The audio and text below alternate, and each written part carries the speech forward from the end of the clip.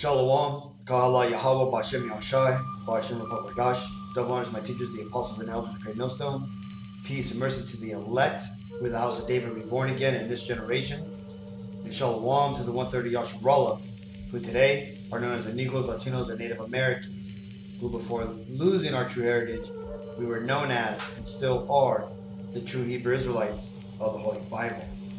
In today's lesson, we're going to talk about ESAU portraying himself as a god, just as the Roman emperors used to do. But before we get into that, let's read this. This is Ecclesiastes 1 and 9. The thing that hath been, it is that which shall be, and that which is done is that which shall be done, and there is no new thing under the sun. And this right here is talking about how just like things have happened in the past, they're going to happen again. And why is that? Well, because you see, reincarnation is true, right? The Bible makes it very plain that we are these past souls coming back again, okay? And because of that, we're going to find ourselves in the same situation or similar situations. People are going to come back in their same lots, and nations are going to come back in their same lots. And what that means is that these people, right, these presidents who like to have their, public photos taken with a halo around their heads, who have become what is known as cults of personalities, right? One perfect example of this is Trump, right? He embodies the Edomite spirit of rulership, right? But basically, what you've noticed that ever since, I guess you could say it was Bill Clinton, right? He was basically like the real start of it. Well, actually, I take it back. Ronald Reagan. Ronald Reagan would be your first cult of personality president. Before that, they were actual real presidents. Okay, people basically followed them because they were actual, presidents that did things. Well, after that, slowly started seeing the corporate president come into play, right? And just like the presidency giving off a certain image, one thing that was always done is which you could refer to as the deification of these leaders, right? Basically making them gods upon earth. Because again, and it doesn't matter if it was Obama here, right? Because again, a lot of people mistake Obama for a so-called black man, right? But he's not a black man, right? He's a Hamite, right? His line goes back to when you get to basically a Hamites, right? He even on a trip to Africa with his supposed wife, he said, talking about the slaves that were taken in the Newfoundland slave trade, he said, Michelle's people, referring to the slaves, right? Because he also understands that he is not a so-called Negro, right? He simply has Negro-like features, okay? Now, ultimately, when you get into this man's background, he's basically all dialed in, okay, to the elites. Now, but regardless, being in this position of this, the CEO of this corporation known as America, he has the full-on deity package given to him, right? He is presented as this godlike figure upon earth, and this goes all the way back to George Bush, right? I think this is where we first started noticing these images that came out. Now, they were very, very obvious in the beginning, right? But now when you get into the images nowadays, they're a little bit more subdued, right? They're not as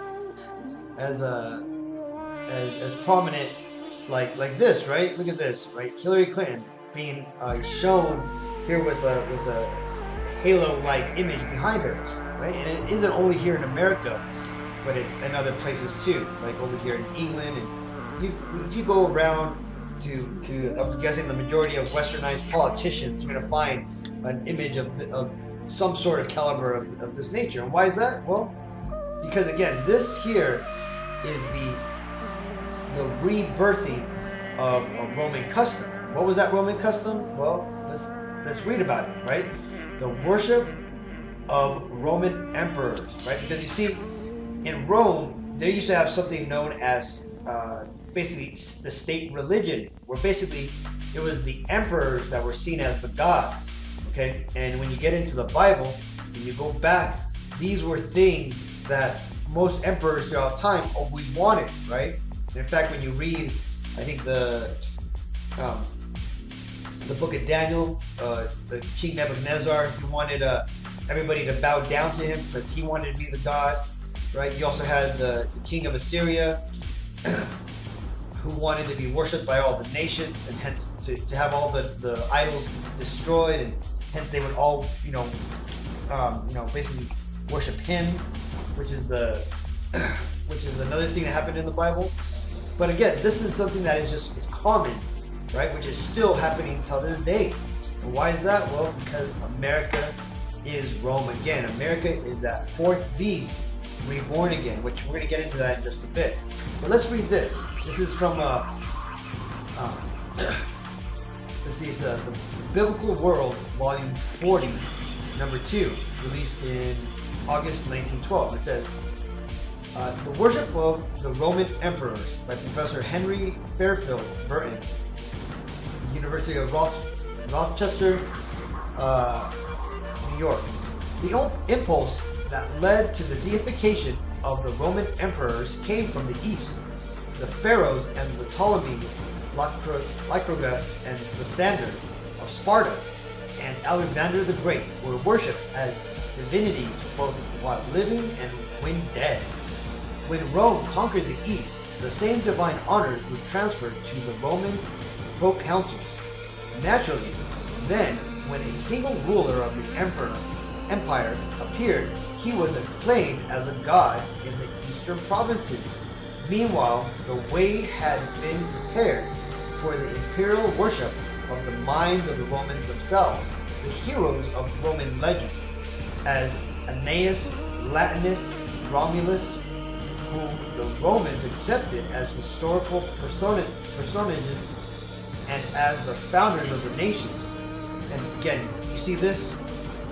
This is where it says the founders of the nation. That talked about these earlier historical people. I made a lesson about Aeneas and Latinus, right? Latinus being that Edomite that created the Latin language, right?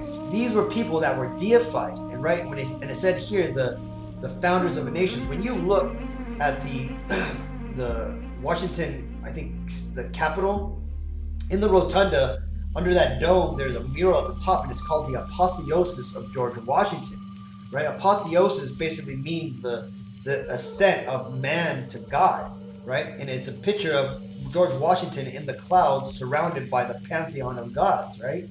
And this is just what ESAU does, man. He wants to, he deifies his historical people, along with what you've seen here, right? Where he also deifies them while they're living and when dead, right? So I wouldn't be surprised that we see the same things happening now that happened back then, right? Just look, for example, at a FDR or Harry S. Truman, or the founding fathers, George Washington, John Adams, and Thomas Jefferson, and all these names, JFK, all these presidents who are now being held as godlike figures or these heroes who led the nation, right? This is simply the same tactics that Esau used during the Roman Empire, which was the fourth beast, given in the prophet Daniel's vision, right? Well, let's get back to this. It says, a new and greater Rome should likewise be regarded as a god and be accorded the same homage. Another precursor of the imperial cult was the worship of Dea Roma, the divinity and personification of the growing power of Rome in the East. And where have we seen this before, right? Look at Statue of Liberty, right? When you talk about America, America has a whole persona built behind it, right? As this Lady Liberty and this, bastion of freedom and democracy and all this, the streets paved with gold. See, that's what this is talking about, man. It's the same beast come back, but with a different name and different skin. It says, this divinity, the personification of the growing power of Rome in the East, was a Greek invention, right? And this Greeks here are talking about the Edomite Greeks that took over the original Greeks, right? Temples were first erected to her in the 2nd century BC in Asia Minor. Her cult became associated with that of the emperor both in the East and in the West during the reign of Augustus, and finally received full recognition in the capital through the building of Hadrian's great temple of Venus and Roma. But the fundamental source of emperor worship is to be found in one of the primitive tendencies of Roman thought, viz. the veneration of the individual human spirit, the worship of the genius. The primitive Roman worshipped in his utilitarian, not to say commercial fashion, not only the forces of the external nature which influenced his life, but also the power that is active within each human being, the genius of the man, the Juno of the woman. These terms appear from their derivation and have referred originally to the power of reproduction, but they came to designate the total personality of the individual, or rather, the duplicate of that personality, identical with the self, yet somehow superior to him and determining his earthly destiny, right? So right here, notice this, earthly destiny, right? And what is America pushing when you get, past, religion? Because really, even though America says it's a Christian nation, it's really not, right? It is a very atheistic nation, and even those who say they're Christian, and are in the Bible Belt, they're really not even religious. What they're doing is they're following what they believe is the way of God, right? The Jesus Christ, the gun-toting Jesus Christ with blonde hair, blue eyes, which loves America and wants to bring freedom to the world. And, he wants you to be, blessed, and he preaches the whole prosperity doctrine where if you're doing good, then you're good, like you're blessed. See, that's the whole, what does it say? Yet somehow superior to him and determining his earthly destiny. So you see, so this whole belief in the God worshiping of emperors, right, back in Rome is happening exactly here again in America, but it's happening with the presidents, right? And it goes all the way down to your common American citizen, your average, Daily Joe, where he basically believes in himself, and basically he could, raise himself up by his own bootstraps because he is the American hero, right? Your everyday man. See, this is the whole persona and ethos of Rome all over again, but done here in America. And why is that? Well, let's read this scripture that's talking about the fifth beast that's going to come again, right? And this is Revelations 13:3. And I saw one of his heads as it were wounded to death, and his deadly wound was healed, and all the world wondered after the beast, right? And what is this talking about? Well, you got to go to the book of Daniel, right? Where Daniel, he interpreted the dream of Nebuchadnezzar, and he explained to him what that statue in his dream was, right? The head of gold was the Babylonian Empire. The chest and arms of silver were the Medo-Persian Empire, which were to come, and then after that, the stomach and legs of bronze was the Grecian Empire, which was the first Edomite Empire ruled by Alexander and then his 4 generals after him. And then after that would come the legs of iron, which was the Roman Empire, or the fourth beast, which received a deadly wound. Okay? And that deadly wound didn't kill this beast because, as we know, the Edomites, the Caucasian race, they fled up to the Caucasus Mountains around 200 to 400 AD, and there they stayed for 1,000 years, which they then came out of the Caucasus Mountains, basically in two groups, right? First being the Khazarian groups, which went up there to north of the Caucasus Mountains, and they basically became the Khazari, Khazars or the Khazarians. Later on, they would be known as the Ashkenazis, and they would then convert to a religion called Judaism, where they took on the heritage of the Southern Kingdom, and they then started to live their lives under that stolen identity. The other Caucasians went into Europe as the slaves, the laborers, and eventually they rose up and gained power and eventually took over the kingdom, which then led to the Renaissance period, which was around the 1400s, right? And we're now living with the results of that, where those Edomites who have come into power are now ruling the world, and that original fourth beast, which was almost killed off, has now morphed and grown, and has now grown so large that it's encompassed the whole world, that now it's also referred to as the seven-headed beast, right? And a whore that rides upon it, the whore being America, the seven-headed beast being NATO, and the World Organization. Okay, now this is that fifth beast, which is basically the fourth beast reborn again. Okay, so that's why, right? This is why America is basically the Roman Empire all over again, which is why we have the same customs as Rome. You look at the architecture, you look at the way the legal system is set up. Even our law system is based off of Latin, which was the old Roman language, man. And let's see what else. Let's read this. This is 2 Thessalonians 2:4. Who opposeth and exalteth himself above all that is called God, or that is worshipped, so that he, as God, sitteth in the temple of God, showing himself that he is God, right? And that's what these Edomites are doing, man.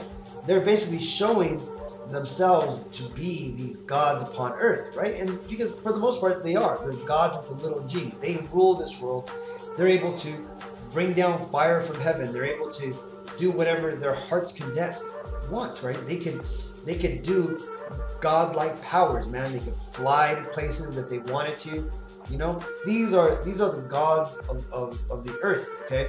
And they act like it, and not only do they act like it, but they show it, right? But it's all done as with signs and symbols, which is basically Edom's language, right? Because when you get into some of their teachings, this guy Manny P. Hall, he was a high-end, a high-grade Freemason, right?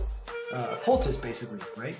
And he explains how these elites, they use some symbology to communicate with each other. It says, symbolism is the language of the mysteries, right? And when you're talking about mysteries, it's talking about occult practices, right? The magic of Egypt, which goes back to the Atlanteans and stuff, right? Basically, the people before Adam and Eve, the Adamites, right? By symbols, men have ever sought to communicate to each other those thoughts which transcend the limitations of language. In a single figure, a symbol may both reveal and conceal. For to the wise, the subject of the symbol is obvious, while to the ignorant, the figure remains inscrutable. Hence, he who seeks to unveil the secret doctrine of antiquity must search for that doctrine, not upon the open pages of books, which might fall into the hands of the unworthy, but in the place where it was originally concealed, right? And this right here, these are the symbols that are given to the masses to show, that these Edomites are the gods upon the earth, right? Because they believe that they're the gods upon the earth. But what does the Lord say? This is Ezekiel 28:9. Wilt thou yet say before him that slayeth thee, I am God? But thou shalt be a man, and no God, in the hand of him that slayeth thee. Thou shalt die the deaths of the uncircumcised by the hands of strangers. For I have spoken it, Seth, Yahweh, Bashem Shai. And that's exactly what's going to happen to these Edomites, right? The Edomite nation around the world, doesn't matter what nation that they call themselves by, they will ultimately be put down by the Lord, right? This is why they're doing what they're doing now, because they understand that they got a short time, and they believe that if they kill off the Israelites, that the Lord will have nobody else to reward, immortality to, but to them, right? And hence giving them back their original birthright, which they sold to our forefather, right? But that ain't gonna work. But hopefully this video was edifying. Until next time, I want to give all honor and glory and praises to Yahweh, Bashem Shai, Bashur Dash. Double honors my teachers, the apostles and elders of the great millstone. Peace and mercy to the elect. Shalom.